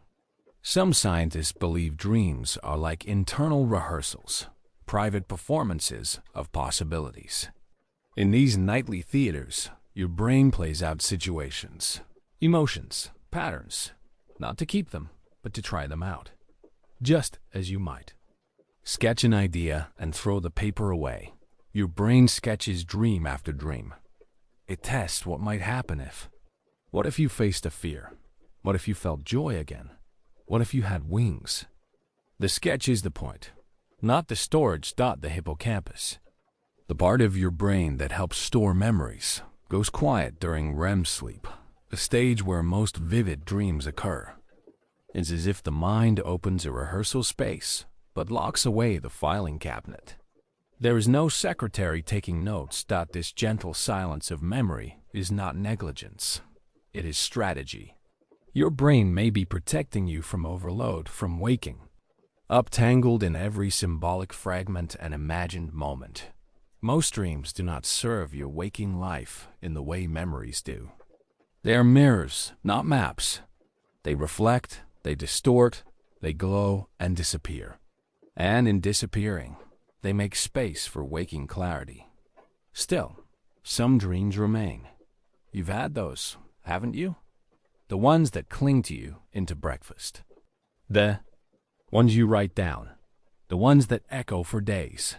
These dreams find their way through the sieve. Scientists think this happens when your brain tags the dream as emotionally important. Perhaps it startled you, comforted you, stirred an old sorrow or a deep desire. Emotional weight gives memory gravity. The heavier the feeling, the more likely the dream stays. But even these dreams often drift. You revisit them, try to retell them, only to find parts missing. Faces blur, timelines twist. You're left with a core, a single image, a phrase, a shimmer of the whole. And this too is enough. Because perhaps the purpose of the dream was not to tell a story, but to plant a seed. Not to teach through words, but through weather. A gentle storm of sensations that shapes the soil beneath thought. Forgetting is not erasing. Even when you cannot recall a dream, it does not mean the dream left no trace. Your brain is sculpted by the act of dreaming. Each dream, even forgotten, changes connections between neurons. Like rain smoothing a path through sand, the dreaming brain subtly reshapes itself, reinforcing some emotions, easing others, experimenting with paths not taken. Some dreams test your fears. Some soften your grief. Some play with joy or absurdity. The dreams may not last, but the work they do remains quiet adjustments, deep within your emotional circuitry. This is why people deprived of REM sleep often become emotionally unsettled. Dreaming is not just decoration. It is maintenance. Think of forgetting not as failure but as letting go. Your mind cannot and should not keep every detail. Waking life would be unbearable with the full burden of nightly illusions. Forgetting makes room. It cleans the palate. It prepares you to be surprised again. And there is beauty in this, in the fact that your brain creates entire worlds while you sleep, only to let them go at dawn. There is a humility to it, a soft artistry. a willingness to unpaint the canvas. This is the art of forgetting, not careless, but careful, not weak, but wise. And yet, some part of you remembers that you forgot. You wake with the knowledge that something happened in sleep, something ungraspable. This sense, this vague presence, may be just as meaningful as the memory itself. It is like listening to a song through a wall. You can't hear the lyrics, but the rhythm moves you. The dream hums beneath the surface of your waking life. You carry the emotional imprint, not the plot, not the script, but the sensation of having wandered, having felt, having lived another version of yourself in sleep. And that version, though nameless, is part of you still. So don't be afraid when dreams disappear. They are not lost. They were never meant to stay. They came to stir the waters, not to settle the silt. In forgetting, you are doing what the brain does best, releasing the unnecessary, keeping only what supports the next breath, the next thought, the next morning. Dream ends, and you awaken. But something from that world, a softness, a question, a strange kind of knowing, may follow you gently into the day. And just as dreams vanish in the light, you begin to wonder, what is memory really made of? And why do some things stay while others slip away? You find yourself in a dream, but unlike the others, you know it. You are not merely drifting. You are awake within the drift. A hallway stretches before you, endless and flickering, its doors pulsing with the colors of memory, or maybe invention. You reach for one, hand slow, unsure, and with a thought, it opens. This is lucid dreaming, a rare threshold where consciousness remains lit even as the body rests in shadows. The mind, instead of sinking completely into the dream world, holds on just enough to watch, to question, to gently influence the unfolding play. Lucid dreams are not dreams with reins. They are not worlds to be conquered or bent. They are collaborations between your sleeping brain and the whisper of your waking self, between imagination and intention, between surrender and soft choice. It begins often with recognition, a sudden sense of this isn't real. Perhaps the sky has turned to glass. Perhaps gravity hesitates. Or maybe someone you love, long gone, speaks your name in a voice that belongs to memory, not the present, and something inside you clicks. You realize this is a dream, and then, like a match struck in the dark, you are aware. That flicker of recognition doesn't break the dream, not always. Instead, it changes your position in it. You go from actor to both actor and director, from sleeper to quiet navigator. Neuroscience watches this phenomenon with awe. Lucid dreams often begin in REM sleep, a stage of rapid eye movements, of surging brain activity, when your mind rehearses life behind closed lids. But in a lucid dream, something more occurs. The prefrontal cortex, usually quiet during deep sleep, shows a gentle reactivation. The region tied to logic, to self-awareness, flickers back to life, as if remembering you. And so, you wake, but only in part. This half-waking state allows remarkable things. You can observe the mechanics of dream-making. You can play inside. Metaphors your brain paints on instinct. And more wondrous still, you can ask questions. Why is the river flowing upward? What happens if I walk through this mirror? What does my fear look like when I speak to it directly? Inside lucid dreams, your brain becomes an artist with feedback. It listens to your intent and reshapes the canvas. But not all dreams respond easily. Some dissolve the moment they are noticed.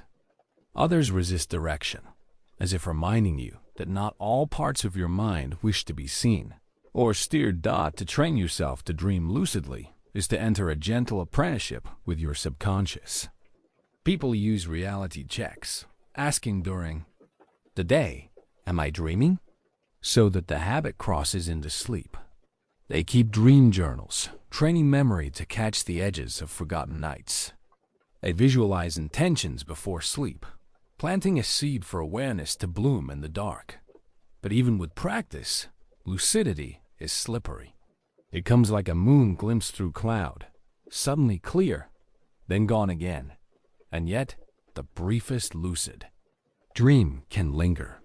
Not because of spectacle, though you may fly, speak to wolves, or walk through ancient cities imagined by your DNA, but because of a feeling, a strange, shimmering knowing.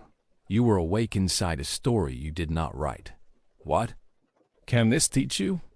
Some say lucid dreaming is rehearsal, a conscious rehearsal for choices, for courage. You face your fears with open eyes. You rewrite old endings. You speak what cannot be said in daylight. Others say it's a mirror of how lightly you might hold control, not gripping, not forcing, but suggesting, inviting, letting be. And some see it as the doorway to an even deeper mystery. Because if you can be awake in a dream, then what truly defines waking? Is the world outside your eyelids more real or just more shared? The borders blur. And perhaps in the blur, there is something sacred. A meeting place between the conscious and unconscious, between thought and metaphor, between science and spirit. Your brain, in lucid sleep, shows unusual harmony. Regions that usually specialize, the logic centers, the imagination centers, the emotional hubs, begin to speak together more than usual. There is integration. And integration, the brain seems to whisper, is what clarity feels like. So perhaps lucid dreaming is not just fun or fascinating. Perhaps it is healing. A place to meet parts of yourself you didn't know were watching. A space to practice being whole. And when you wake, you carry it with you. Not in vivid memory, always, but in a strange softness. A thought that feels lived. An emotion that lingers like perfume. You may not control your dreams. Even lucid ones are not fully yours. But you meet them, and in meeting them, you meet something truer inside yourself. And even as you float, you begin to sense. Lucid dreaming is not about mastery. It's about awareness. Not steering hard, but steering gently. Not solving, but being present. And presence, even in sleep, is its own kind of awakening. Tonight, as you rest, you may drift through dreams unaware, or you may awaken within them. Either way, the journey is sacred, because to sleep, to imagine, to wake within your imagining, is to glimpse the quiet intelligence that lives in you. And if you find yourself inside a dream, aware that it is. 1. Remember, you are not just dreaming, you are listening. You are participating. You are alive inside possibility. And even as the scene fades, as all dreams eventually do, the part of you that watched, that wondered, remains. Still, quiet, awake. And maybe, in that stillness, you begin to wonder, if I can wake inside a dream. Can a dream wake something inside me? You lie there, still and quiet. Your arms do not move. Your legs are at rest. Even your eyes, behind closed lids, flicker only slightly, whispering to the rhythm of your REM sleep. In the outside world, your body is frozen in place, held gently by a neurological pause. It is a kind of sacred stillness, a temporary surrender. But inside, something stirs. In your dream, you're moving. You are running through a forest of silver trees, their trunks like candlelight, their leaves like soundless bells. You leap from one hill to the next. You feel wind, though no air is really passing over your skin. Your muscles strain with effort, but no real muscle is at work. And yet, your heart beats a little faster. So how does your body move when it is perfectly still? This is the mystery of dreaming embodiment, a soft illusion that feels fully lived. During REM sleep, your brain turns down the volume on your muscles. It does this on purpose. It sends a message down the spine. Be still. This paralysis is protective. a quiet safeguard to keep your physical body from acting out what your mind is imagining. But the mind doesn't stop. Inside your skull, simulations bloom. The motor cortex fires as though you are dancing. The sensory areas light up as though your fingers are brushing velvet. Your brain, like a careful painter, fills in every missing detail with memory and pattern. The result is astonishing. A body made of thought, moving in a world made of feeling. Don't just see your dream self. You inhabit it. You can feel the ground under your feet. You can feel yourself lifting off the earth. You can turn and twist and fall, and sometimes even taste rain or snow. The body you feel isn't physical, but it is known to you through years of practice. Your brain recalls how movement feels, how balance works, how breath deepens with motion. This is called embodied simulation. It is the same mental magic that lets athletes rehearse moves in their minds, or musicians feel their fingers playing the piano even without touching the keys.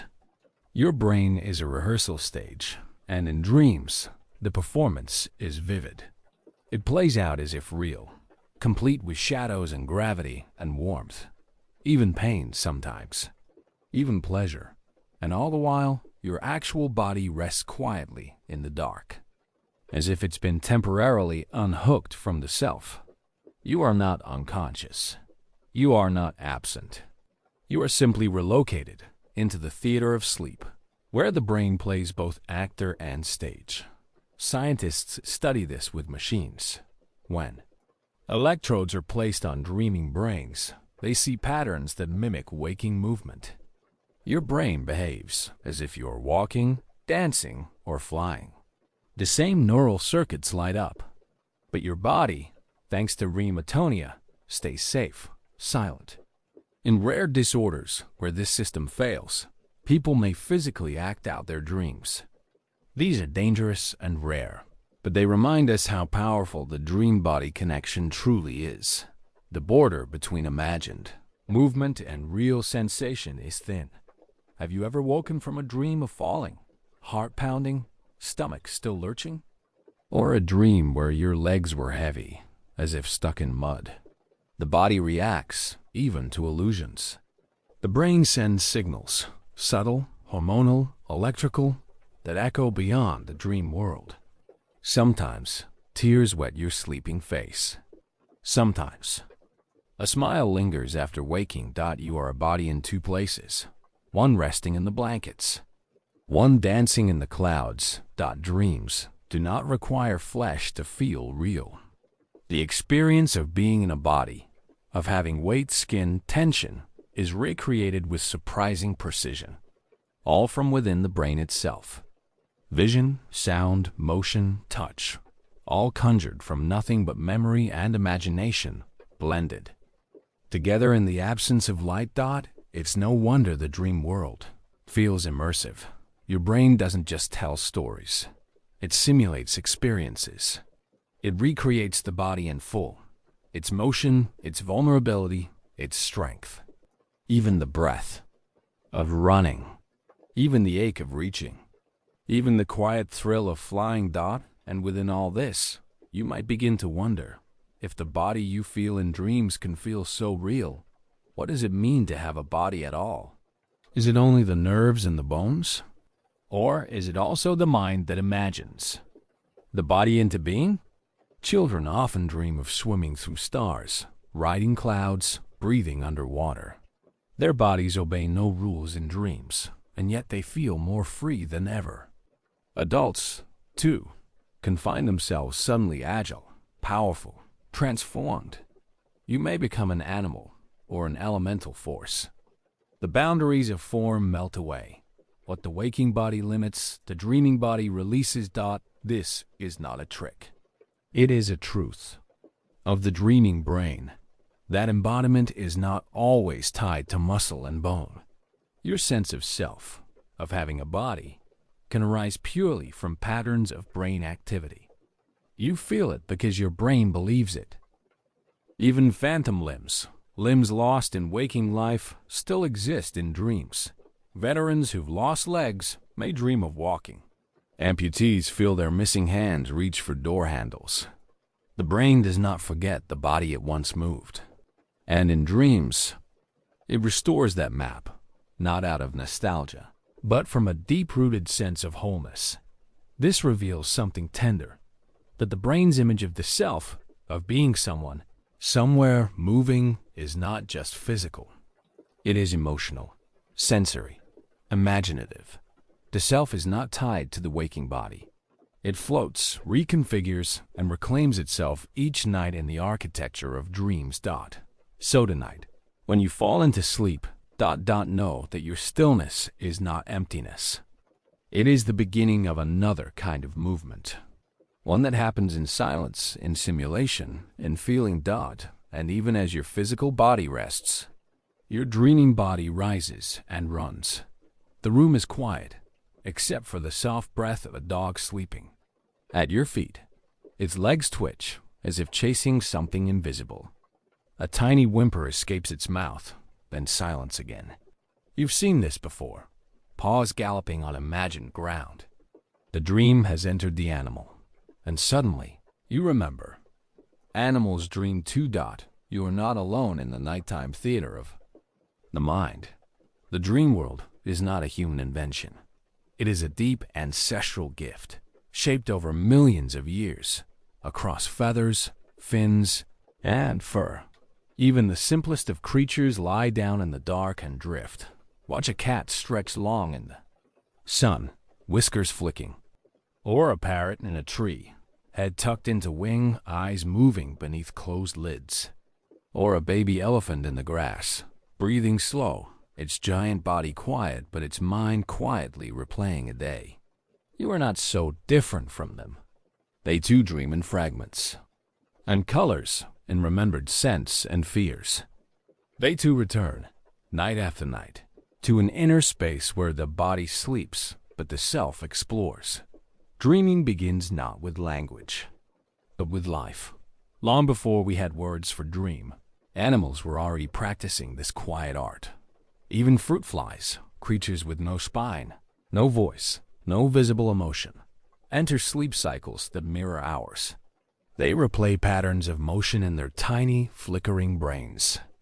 Zebra finches rehearse their songs in sleep, just as you rehearse emotions or rehearse walking through a door that never existed. Your brain, their brain, different, but not alien. In mammals, REM sleep is common, the strange, vivid sleep. Stage when the body is still, but the brain is alive with stories. And in REM, there's often something that looks like dreaming. Rats run mazes in their minds after lights go out. They retrace paths in reverse, as if searching backward. The hippocampus, the brain's cartographer, fires in the same sequence it did while awake. Only now, the rat isn't moving. It is remembering movement. Like you, animals carry the weight of experience into sleep. Their brains do not just rest, they reshape. Neurons fire, form loops, strengthen paths. Memories are carved more deeply or softened or forgotten. A chimpanzee dreams. It may not imagine words, but it feels the warmth of another's touch. It may not picture itself, but it feels a climb, a branch bending. That's what a dream is, a simulation of life without its weight. A rehearsal, a revision, a relief. In birds, dreams are almost musical.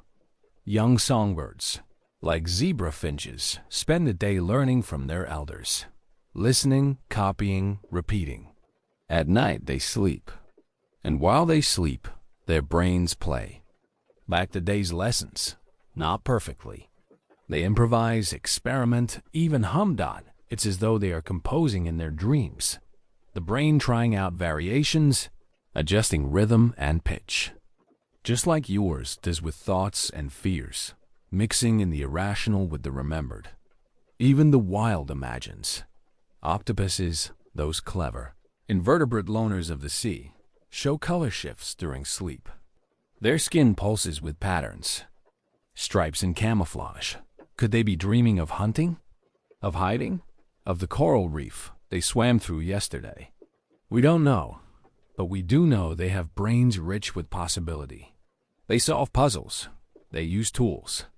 They watch and learn. And in sleep, they become still, eyes twitching, skin whispering of dreams we cannot decode.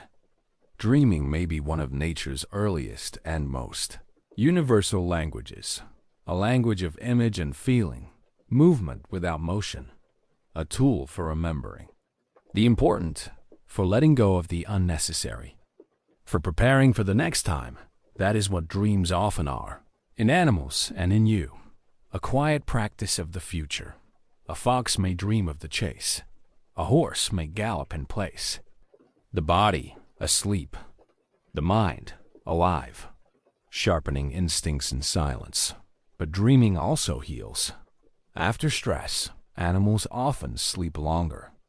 And in that sleep, they recover more REM. It's as if their brains know. This is how you soften what hurts. Sleep is therapy without a therapist.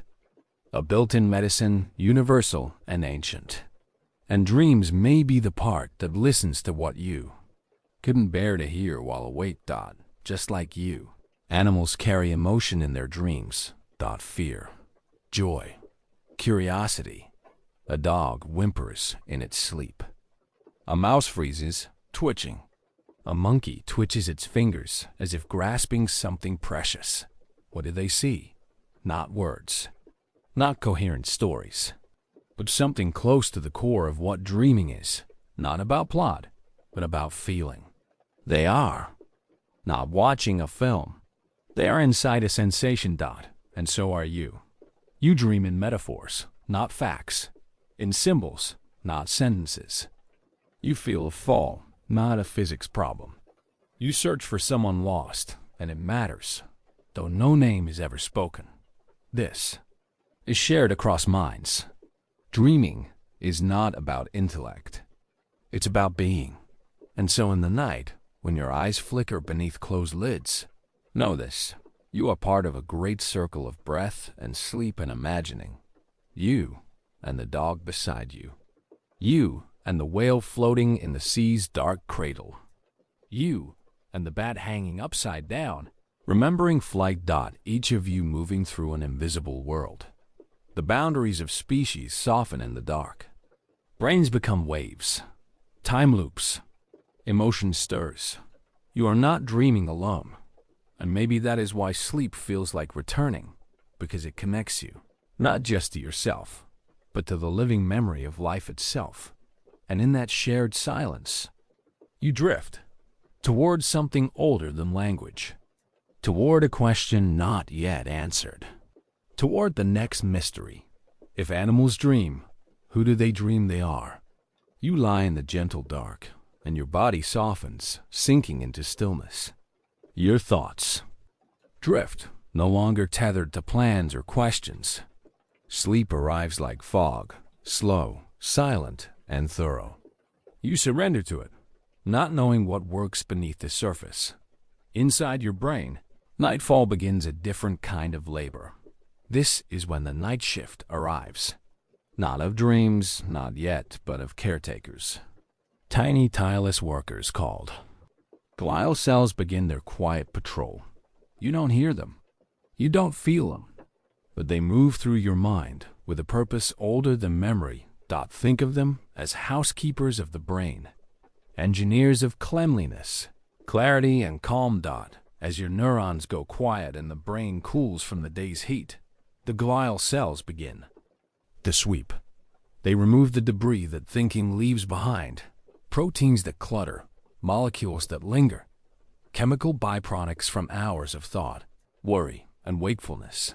This isn't metaphor. It's biology. The brain accumulates waste.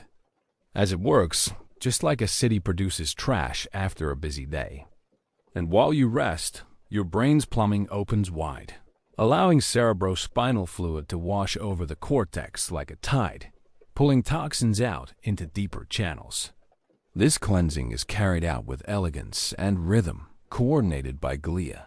They don't need you awake for this. In fact, they wait for the silence, because only in sleep, real, deep sleep, can the gates truly open. And so, while dreams begin to form like clouds, the cleanup begins below them. Microglia, a type of glial cell, patrol the space between neurons. They sniff out damage. They eat what no longer belongs. They refine the connections, trimming synapses that are unused or excessive. This is not destruction. It's sculpting. Memories become more precise as the clutter is removed. Your emotions settle as the stress chemicals fade. Your brain is pruned, not weakened, made leaner, wiser, ready for the next day's thoughts. Imagine a gardener walking through a midnight orchard, cutting back the overgrowth, so the light can reach everything come morning. This is what your glia do. And they do more than just clean. They restore. They guide neurons in building new connections. They balance the chemistry of thought, adjusting ions, supporting energy flow, keeping the inner world from tipping into chaos. In this deep quiet, they prepare your mind to dream. Because dreams do not float on empty air. They rise from the health of the system. If glial cells do not do their work, your sleep becomes fogged with confusion. Your memories decay. Your emotions run wild. In some neurological diseases, when glial cells falter, the mind begins to tangle itself, as seen in Alzheimer's and other forms of dementia. Waste builds, clarity fades. Sleep becomes restless or shallow. So tonight, as you sleep, your health depends not only on silence, but on service, a hidden workforce of microscopic precision. And they work long before the first image of a dream appears, long before the metaphor, long before the flying or falling or remembering. First, the cleansing, then the shaping. This is why good sleep makes you feel not only rested, but clear. Why you sometimes wake with a solution you didn't ask for. Why you sometimes feel lighter, as if the weight of the day was swept away. It was done in sleep. Your brain rebalances its priorities. What to keep, what to let go, what to rebuild. And it is the glia, the quiet engineers, who prepare the ground on which your dreams walk. You don't need to guide them. They know what to do. They've done it for millions of years. Not just in you, but in animals across the world. A mouse, a cat, a dolphin. Each relies on these same cleaners, sculptors, caretakers. Sleep isn't a shutdown. It's a shift of power. The day belongs to neurons. The night belongs to glia. You are not idle while you sleep. Your brain is simply turning inward, tending to itself. Like a garden breathing after rain. So rest now, knowing the work continues. Not the work of doing, but of being kept whole. Your dreams will rise not from chaos, but from care.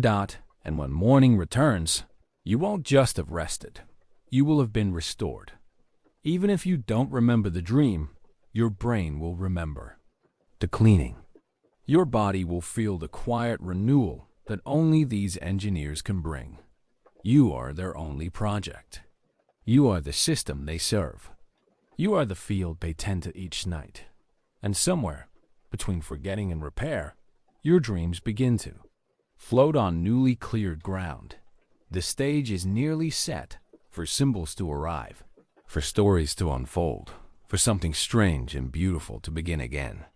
Just as your body lies still and your mind steps into the next world, a world where meaning forms without words, where nothing is quite real and yet everything feels known.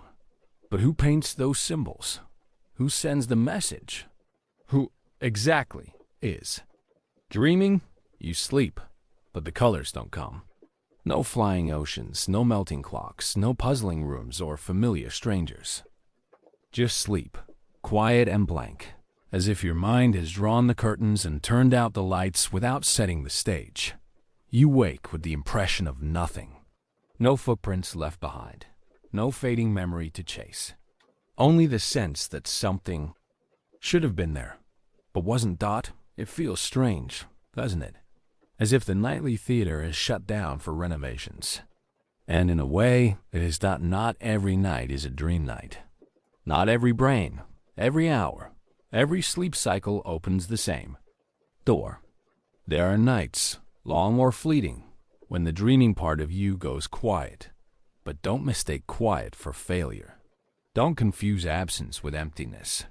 Sometimes, the mind does its deepest work in stillness. Beneath your skull, the brain is never truly idle. Even when dreams go missing, the stagehands remain. They are sorting, sweeping, repairing, running diagnostics. Checking foundations. Sleep is more than dreaming. It is immune repair, emotional regulation, a neurological reset, a physiological lullaby sung cell by cell. And sometimes, when life outside has grown too loud, when stress thickens the air around your thoughts, or when sadness drapes itself across your circuits, the dream engine hesitates. It dims the lights. It listens instead of projecting. You may wonder why your mind has gone silent. Why the vivid worlds, the strange wisdom, the surreal visitors have all vanished. It could be exhaustion, not the everyday kind, but the kind that runs deep into the marrow of memory, the kind that fogs your inner camera lens. Or perhaps you're under the influence of medicine, chemical tools designed to calm storms or rebalance tides. Many medications quiet REM sleep, where the brightest dreams bloom. It's not a flaw, it's a shift in design. The blueprints are still there, only paused. Sometimes it is trauma. The body sleeps because it must. But the dreaming mind, tender and intricate, takes a step back, guarding its threshold. Trauma can sever the tether between conscious and subconscious. It's not that dreams are gone. It's that your awareness of them is muted, as if the dream plays behind a soundproof wall, and you're not yet ready to listen. Even in silence, your brain remembers how to dream. Neurons still pulse in rehearsal. Visual centers still flicker with soft electricity. The stage is dark, yes, but not abandoned. Imagine an orchestra tuning its instruments backstage. No audience yet, no spotlight, but each musician still prepares. That's your mind, on nights without dreams. And just as an orchestra returns, so do your dreams. Slowly, unexpectedly, after a nap, or weeks later, or when you least expect it, a dream may break through like a crocus in winter. You'll open your eyes one morning and remember a hallway with no walls. A dog you've never owned, speaking with your grandmother's voice. A city made of sand and starlight.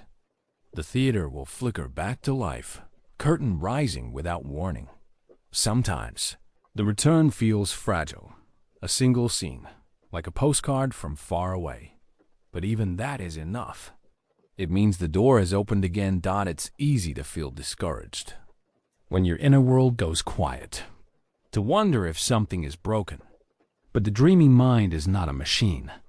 It is a garden with seasons of bloom and rest, of fullness and fallow. And sometimes the dreamless nights are necessary to heal, to protect, to rewire. What matters is not how often you dream, but that the space for dreaming still exists.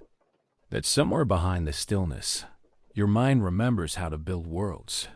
You might encourage your dreams to return, not by force, but by welcome. Keep a small notebook by your bed. Even if all you recall is a color, or a feeling, or a single word, write it down. Dreams notice when you listen. Set intention gently, not as command, but as invitation. Tell yourself, tonight I may remember. Not must, but may. The brain responds to softness. Protect the space where dreams grow. Turn down the lights, inside and out. Let silence feel safe again. Breathe deeply, as if exhaling static. You are making room, and in that room, perhaps not tonight, but soon, the dreaming mind will stir. The curtain will rise, and your imagination will remember the way back, because dreams are not gone. They are waiting, patient and quiet, like seeds beneath snow. And even snow melts, eventually. Even silence hums with future sound. Somewhere beyond the missing dreams, your mind prepares for the next experiment. A question, a pattern, a whisper through the folds of sleep.